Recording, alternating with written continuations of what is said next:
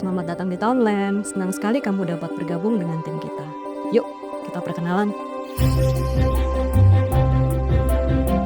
Selain sibuk dengan proyek-proyek yang beraneka ragam jenis dan skalanya, tahun ini kita juga sedang sibuk mempersiapkan perayaan 25 tahun Townland berkarya di Indonesia yang merupakan transisi ke perayaan 40 tahun berdirinya Townland Group di tahun depan. Townland membuka kantor perwakilan di Jakarta pada tahun 96 dan kemudian mendirikan PT PMA pada tahun 99. Selama 25 tahun terakhir, kami telah melihat pasang surut siklus properti Indonesia. Dari masa kita membangun apa saja dan pasar akan menyerapnya, hingga pada tahun-tahun terakhir ini, di mana persaingan semakin meningkat dan diferensiasi menjadi semakin penting untuk setiap proyek pengembangan. Kami telah melewati banyak masa sulit, termasuk krisis keuangan Asia tahun 97, krisis moneter tahun 2008, dan yang terbaru, pandemi COVID-19. Namun kami tidak pernah menyerah ketika masa-masa sulit itu datang dan memilih untuk tetap bertahan, berinvestasi, dan berkomitmen untuk mengembangkan tim kami, dan untuk memelihara dan menumbuhkan hubungan yang baik dengan klien-klien kami. Gak perasa loh kalau Townland sudah lebih dari seperempat abad beroperasi di Indonesia. Karena usia dan pengalamannya yang cukup panjang di Indonesia, Townland merupakan satu dari sedikitnya konsultan yang beruntung telah mengalami bagaimana rasanya merencanakan suatu kota mandiri, mulai dari coretan gambar di atas kertas, sampai 10 atau 15 tahun kemudian, kota tersebut selesai terkonstruksi dan dapat digunakan oleh orang banyak. Kita bukan a paper designer yang hanya bisa menawarkan gambar-gambar cantik di atas kertas saja. Tapi kita paham bagaimana caranya untuk dapat mewujudkan gambar-gambar cantik tersebut menjadi suatu pengembangan yang nyata yang memberikan imbal balik yang baik untuk klien-klien kita. Teman-teman di Townland memiliki latar belakang yang pengalaman profesional yang beragam dari belahan bumi yang berbeda-beda. Pengalaman internasional beragam ini yang kemudian dikombinasikan dengan pemahaman nilai-nilai dan pengetahuan lokal di Indonesia yang menjadikan kita sebagai tim kuat yang mengerti produk pengembangan seperti apa yang dapat diterima dengan baik di pasar Indonesia, termasuk kesesuaiannya dengan regulasi nasional Indonesia dan standar internasional. Yuk, silakan duduk. Ukuran proyek-proyek kita sangat beragam. Sampai saat ini kita sudah terlibat lebih dari 4.500 proyek di lebih dari 30 negara, di mana 1.000 diantaranya berada di Indonesia dengan berbagai jenis tata guna lahan. Agar lebih mudah dipahami, hari ini kamu akan mendapatkan serangkaian perkenalan dari rekan-rekan kita terkait berbagai jenis proyek yang ditangani. Mari kita mulai dengan mengunjungi PIK 2.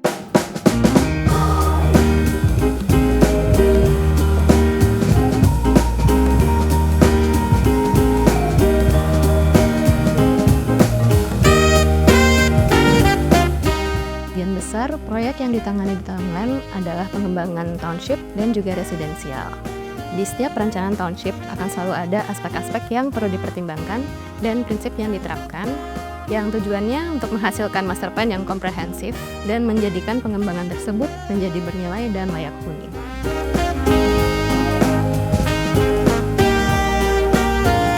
Salah satu aspek yang penting untuk dipertimbangkan dalam perencanaan township adalah jaringan hijau biru yang terintegrasi, yang dapat dimanfaatkan oleh publik sebagai ruang temu dan bersosialisasi, tempat untuk berjogging, jalan-jalan santai, maupun bersepeda dengan aman dan nyaman.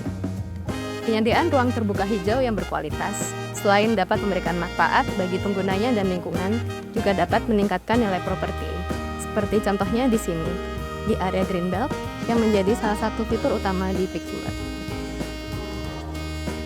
2. Aspek lainnya adalah bagaimana menciptakan tempat-tempat yang berkesan, yang membuat seseorang secara instan dapat mengenali tempat tersebut dengan cepat. Caranya seperti dengan penempatan urban landmark yang ikonik, sebagai gateway kawasan atau sebagai tenggaran di pusat kawasan tersebut. Aksesibilitas dan interkonektivitas juga aspek yang penting dalam perencanaan township. Ini dapat dicapai dengan mengadaptasi pengembangan berbasis transit dan ramah pejalan kaki. Yang gak kalah penting juga adalah terkait aspek keberlanjutan. Misalnya mempertimbangkan kondisi counter existing dengan desain yang optimal, sehingga proses cut and fill yang berlebihan dapat dihindari. Isu banjir juga merupakan hal yang penting, terutama di Indonesia. Kita selalu mencoba menyediakan area resapan berupa danau-danau retensi dan mengaplikasikan konsep water sensitive urban design pada kawasan yang kita rancang. perencanaan township dan residensial di Indonesia, di mana masih banyak lahan tersedia, tentunya akan berbeda dengan area-area yang berkepadatan tinggi. Untuk itu, rekan kita di Hong Kong, Vincent, akan berbagi pengalamannya dan strategi bagaimana merencanakan area residensial dengan kondisi lahan yang terbatas. Yuk, kita cari tempat yang enak untuk video call dengan Vincent untuk penjelasan yang lebih lanjut.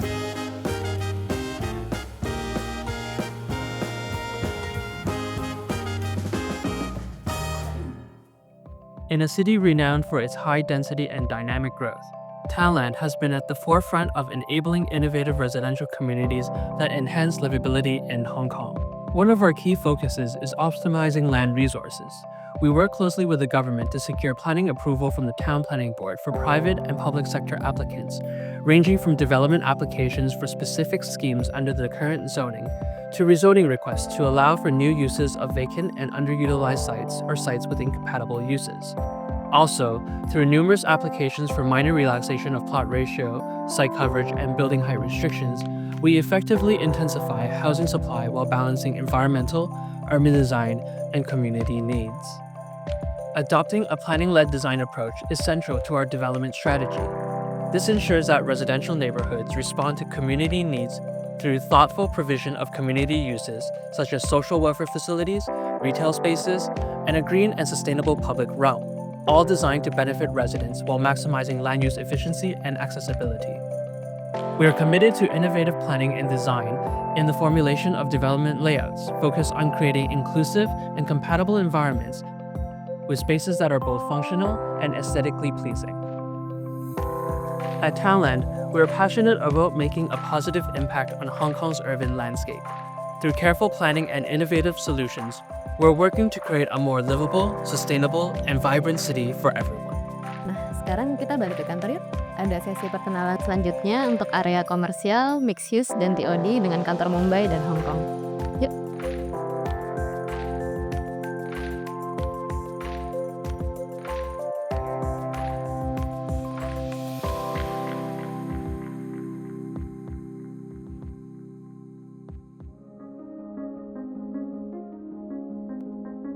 Yeah, an important planning tool we often use here at Thailand is the mixed-use urban development concept for creating more sustainable cities. Instead of creating more low-density, singular land uses focused on accessibility by car, mixed-use developments are characterized by a combination of commercial, residential, and often recreational facilities, all planned to be within walking distance from each other and often connected to some form of mass public transportation. Here in Mumbai, we've worked on several government-led mixed-use developments, and for all of them we've promoted this transit-oriented development concept by creating a strong framework of urban design guidelines for all of these master plans. With huge networks of pedestrian-only streets and plazas, often at multiple levels, all lined with retail, leisure and civic amenities, and in such a way creating seamless connections between all the commercial and residential towers to the different modes of public transportation. When it comes to planning for mixed-use developments for private sector clients, the challenge is often to ensure that these projects will thrive both as a commercial and an attractive high-end residential development. The point of mixed-use development is that all buildings and their open spaces are integrated as much as possible, and to benefit from each other's proximity with safe and comfortable connections. However, for safety and privacy reasons, separation is also required, with exclusive vehicular and pedestrian access into the buildings and separate car parking floors for residents and visitors. Many examples of how comprehensive planning and design exercises can transform urban space into walkable mixed-use neighborhoods can also be found in Hong Kong and in China. Delius and Rolando can explain more about this. Thailand has a long history of project cooperation with the government, agency, and the private sector on a variety of project types, from site-specific to district-wide studies. as strategic plans aim at evolving the planning framework and its applicability on site. We have undertaken numerous landmark studies, such as a study on planning and for pedestrians and the development of greening master plans. We are fully capable of providing innovative planning solutions in a timely, cost-effective, economically viable, practical, and environmentally friendly manner. In the heart of one of the world's most dynamic cities, we are proud to showcase, by way of examples, our work on the transformation of Kowloon East. Kowloon East, once an industrial zone, is now emerging as Hong Kong's second core business district to support Hong Kong's economic development and as a model of smart and walkable city design. To support the shift in Hong Kong's industrial structure from manufacturing to service-oriented businesses during the early 90s, the government commissioned Townland to undertake a number of industrial studies. One of the outcomes was to encourage more zoning flexibilities within industrial areas to stimulate urban renewal to achieve higher planning and environmental standards, which became catalysts for urban restructuring. It includes the rezoning of industrial land in Kowloon Bay and Kwun Tong to business use, and setting up of the energizing Kowloon East office. Today, Kowloon East is a smart and innovative district, a place that welcomes people and supports Hong Kong's goals for global competitiveness. Another example of a successful mixed-use development is one of the most exciting commercial districts in China, the Qianhai New District, Special Economic Zone in Shenzhen. It is recognized as one of the great business districts in the world, and Townland was responsible for the preparation of a detailed master plan for around 85 hectares of land. The positioning of Qianhai New District establishes it as a key gateway for the cooperation between Shenzhen and Hong Kong and the wider Greater Bay Area. The project is designed as a multi-layered and pedestrian-focused development, featuring extensive areas of what we call public realm, which are seamlessly connected at grade as well as through underground and elevated walkways. That's it from us for this morning's session.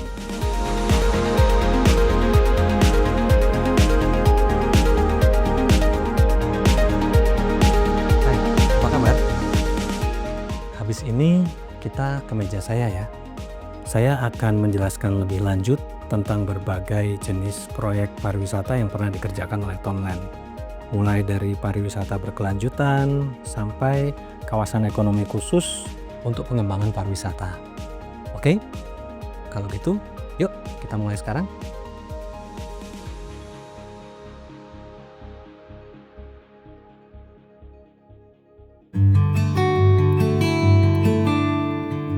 Townland sangat berpengalaman dalam merencanakan dan mendesain destinasi pariwisata dan perhotelan yang unik.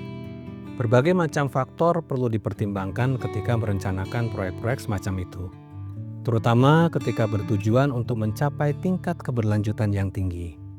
Selain mengeksplorasi potensi wisata yang ada di suatu lokasi, terdapat juga kebutuhan untuk mempertimbangkan dengan cermat dampak jangka panjang dari sebuah destinasi terhadap lingkungan dan masyarakat sekitarnya.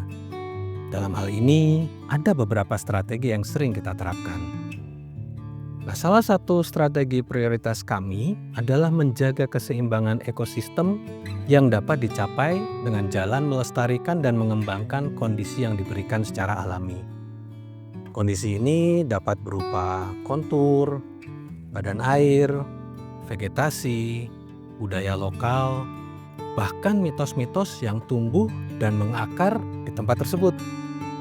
Di proyek Eiger Adventure Land yang menjadi bagian dari Taman Nasional Gunung Gede Pangrango, kami sangat berhati-hati dalam melestarikan vegetasi alami yang telah ada di tapak, sekaligus memperkenalkan penggunaan tanaman endemik pada area landscape guna mendukung keseluruhan konsep pariwisata yang berkelanjutan. Tidak kalah pentingnya adalah keterlibatan dan pemberdayaan berbagai komunitas lokal dalam proyek-proyek pariwisata. Komunitas-komunitas ini tidak boleh hanya menjadi penonton, tapi juga menjadi pelaku aktif dalam dialog budaya yang akan dibentuk dan dikembangkan, sekaligus menjadi penerima manfaat utama dari peningkatan ekonomi sebagai hasil dari terlaksananya proyek tersebut. Contoh yang baik dari hal ini adalah proyek Dusun Bambu Family Leisure Park yang berhasil memenangkan penghargaan pariwisata berkelanjutan ASEAN dan Indonesia.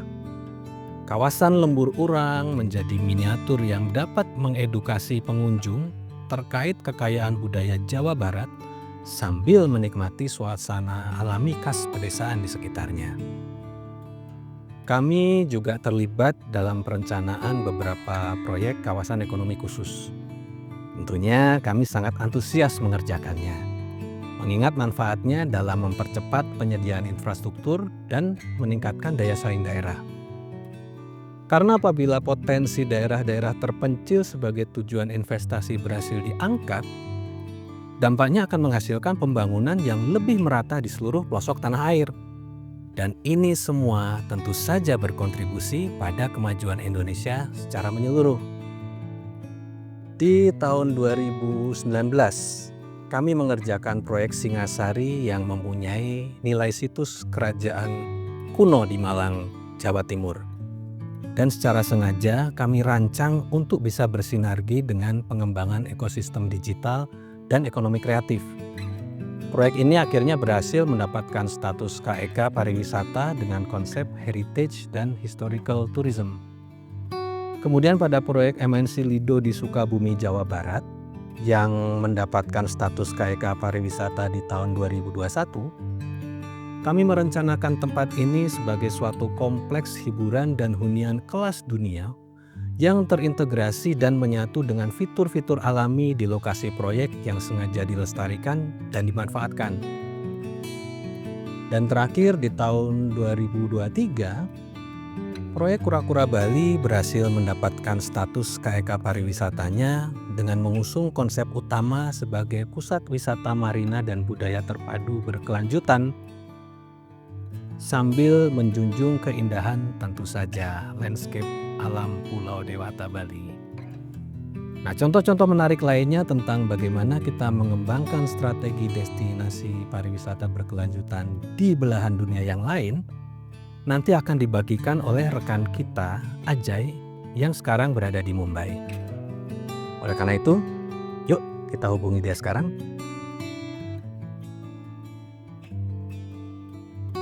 For tourism in India, we have been appointed by Ministry of Tourism to redevelop tourism infrastructure at 4 of India's most iconic tourist destinations. The development plans were prepared incorporating sustainable development principles such as eco-sensitive design. In Kaziranga National Park, the tourist facilities were designed with highest architecture standards considering local climate and culture. Second, balancing heritage with sustainable development. For example, in Hampi, the physical interventions are developed considering the conservation guidelines so as to blend well with local building fabric, temples and monuments.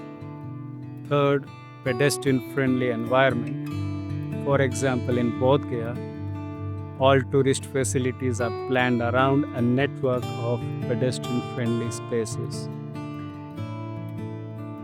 Kayaknya cukup ya bahasan tentang pengembangan pariwisata kali ini.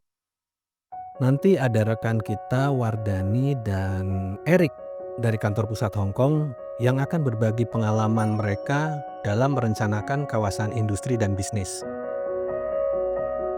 Townland sudah mengerjakan berbagai macam kawasan industri di Indonesia dan internasional. Kami menggunakan beberapa kriteria khusus dalam pendekatan perencanaan kami. Kawasan industri seperti kawasan industri terpadu Wilmar di Serang ataupun HKK International Business and Logistics Park di Marunda, Bekasi merupakan pengembangan secara horizontal dengan bangunan tingkat rendah, sehingga efisiensi penataan tapak akan menjadi prioritas utama untuk memaksimalkan potensi pengembangan. Konektivitas terhadap infrastruktur utama seperti jaringan listrik, jaringan pipa minyak dan gas, akses jalan tol, serta transportasi berbasis rel merupakan hal yang sangat penting untuk memastikan fungsionalitas dari suatu kawasan industri, termasuk juga pergerakan yang efisien dari kendaraan logistik dan barang. Untuk kawasan industri yang sangat besar seperti Jababeka dengan luas 5.600 hektar, maka tidak hanya fungsi industrinya saja yang perlu diperhatikan dengan seksama, namun juga keberadaan fungsi lain di sekitarnya seperti hunian, komersial, dan fasilitas pendukungnya. Townland mulai terlibat dalam perencanaan master plan kawasan industri Jababeka sejak tahun 2006, di mana objektif utamanya adalah untuk mengubah visi awal yang hanya sebagai kawasan industri menjadi sebuah kota mandiri dengan berbagai fungsi tata guna lahan lainnya yang saling terintegrasi dengan baik. 18 tahun setelah perencanaan yang kami lakukan, saat ini Jababeka telah berkembang sangat pesat dan diakui sebagai salah satu hunian, peluang bisnis, dan investasi terbaik di koridor timur Jakarta. Townland juga sangat berpengalaman dengan praktek terbaik dalam perencanaan dan desain kawasan bisnis berskala besar. Dan kolega kami di Hong Kong akan berbagi pengalaman ini dengan kita. In China, Townland has been associated over many years with the planning and design of various areas within the Suzhou Science and Technology Town, a key base for research, development, and innovation. The project is one of the 10 major projects positioning Suzhou as an international scientific and technological city in China. Our association with the project started in 2010, with a first prize-winning conceptual master layout plan for the 145 hectares of site in Zhihui Valley, comprising a host of education, R&D, manufacturing, and services industries. In 2013, we were awarded a first prize in the design competition for the landscape architectures of the Central Public Park, which forms the central spine of the Zhihui Valley. We developed a unique concept of science in the park, envisioning a landscape experience dedicated to the surrounding knowledge-based industries, where outdoor spaces became places of collaboration and inspiration. We also incorporate a focus of sustainability that encompasses green building, water management, green landscape maintenance, and a low-carbon management strategy. We were subsequently awarded a Merit Award from the Hong Kong Institute of Planners for the project. I believe you still have one last section after this. Let's take a break first. Hai, gimana hari ini? Ayo sekarang kita kembali ke office untuk bergabung dengan tim kita yang sudah bergabung di Zoom meeting untuk membahas tentang pembaruan kota dan ruang publik. Ayo! In Hong Kong, urban renewal embraces the adaptive reuse of historic buildings, turning them into modern, functional spaces. These heritage buildings are transformed into thriving cultural, commercial, and community venues, preserving their historic value while serving the needs of today's urban environment. The Hong Kong Jockey Club, University of Chicago Academic Complex, the University of Chicago Francis and Rose Yuen campus, is a prime example of a successful heritage conservation and revitalization project in Hong Kong. The University of Chicago campus comprises of a new academic building that floats above a cluster of Grade 3 heritage buildings that have been adaptively reused for teaching and heritage interpretation purposes. Not least, the project embraces eco-conservation. The campus has successfully created a landmark modern educational facility that seamlessly blends with the key heritage structures, preserves the valuable bat caves, and integrates with the surrounding heavily vegetated and sloping topography. While the list of planning merits for the UC campus is extensive, specific emphasis was placed on creating a modern campus with iconic architecture that appropriately showcases the heritage assets of the site and the place for community by increasing site accessibility, enhancing public enjoyment, and providing a new landmark and public destination that would otherwise not be accessible to the community. We now move on to talk about an important focus of Townland's work, the public realm. Penataan ruang publik adalah komponen penting dalam pengembangan suatu kota ataupun kawasan. Pendekatan desain sejatinya tidak hanya merujuk pada persyaratan dan kebutuhan fungsional saja, namun juga menciptakan ruang yang estetis, praktis, mudah diakses, dan berkelanjutan. Ada beberapa prinsip terkait dengan perencanaan ruang publik yang dapat kita terapkan seperti desain seharusnya inklusif dan dapat diakses oleh semua orang, termasuk individu dengan berbagai kemampuan fisik. Kemudian penggunaan material lokal yang ramah lingkungan, namun juga tahan lama, dapat menjadi nilai tambah tersendiri. Penggunaan tanaman asli Indonesia memberikan keuntungan dalam menciptakan iklim mikro yang nyaman bagi pejalan kaki. Sedangkan penerapan motif khas setempat merupakan apresiasi terhadap kearifan budaya lokal. Salah satu ruang publik penting yang kami desain adalah Taman Mahkota Jubli Emas yang merupakan taman publik terbesar di Bandar Sibegawan, Brunei Darussalam, di mana peresmiannya dilakukan langsung oleh Sultan Hassanal Bolkiah bersamaan dengan perayaan 50 tahun beliau bertahta. Taman publik ini terkoneksi dengan jalur promenade di sepanjang tepi Sungai Kedayan. Dan desain taman ini banyak terinspirasi dengan konsep Melayu Islam Beraja, yaitu penggabungan budaya lokal masyarakat Melayu, prinsip-prinsip kehidupan Islami, dan nilai pengabdian rakyat kepada sultannya. Dan sesi hari ini selesai.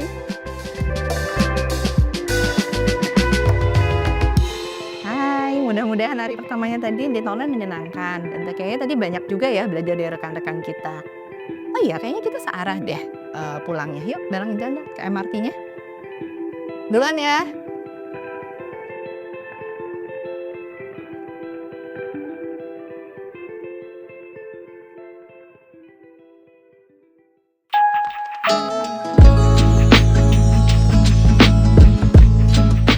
Kebetulan saat ini kita sedang melewati salah satu proyek desain lanskap kami, Jakarta Mori Tower, sekitar 58 lantai. Desain landscape-nya itu didasarkan pada konsep dinamis, hijau, dan modern. Konsep desain ini mengintegrasikan ekspresi desain arsitektur berupa garis lengkung ke area landscape-nya. Sehingga melalui desain dinding-dinding yang melengkung di area depan perkantoran ini, kita bisa menjadikannya sebagai strategi desain untuk menggantikan fungsi pagar masif.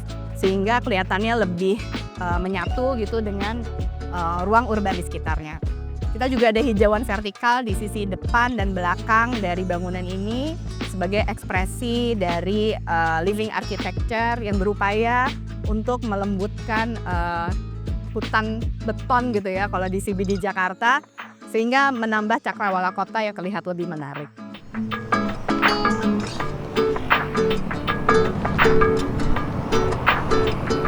Jalur pejalan kaki yang kita lalui saat ini juga merupakan salah satu proyek desain ruang publik yang paling berkesan dan dilaksanakan sebagai bagian dari persiapan Asian Games di 2018.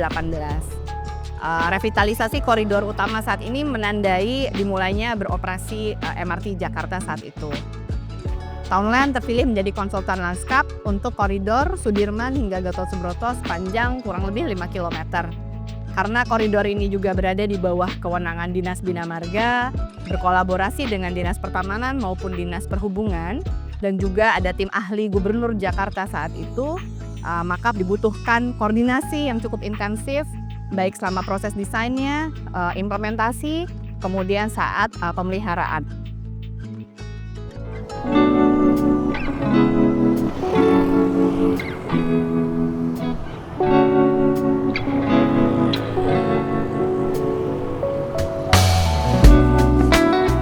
Tujuan dari proyek ini adalah untuk menciptakan suatu koridor pejalan kaki yang terintegrasi dengan sistem transportasi publik massal maupun lanskap urban di sekitarnya.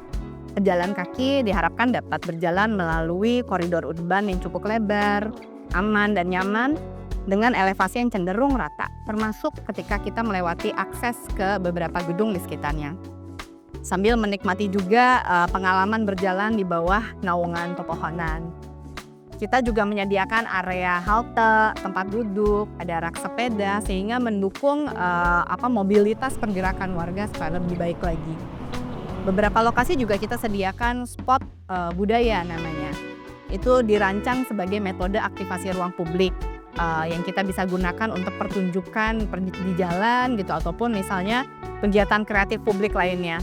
Sehingga harapannya akan tercipta suatu gaya hidup di perkotaan yang lebih aktif, lebih sehat, di mana para warga kota itu baik pejalan kaki maupun pesepeda dan pengguna kendaraan bisa berjalan berdampingan dengan lebih harmonis.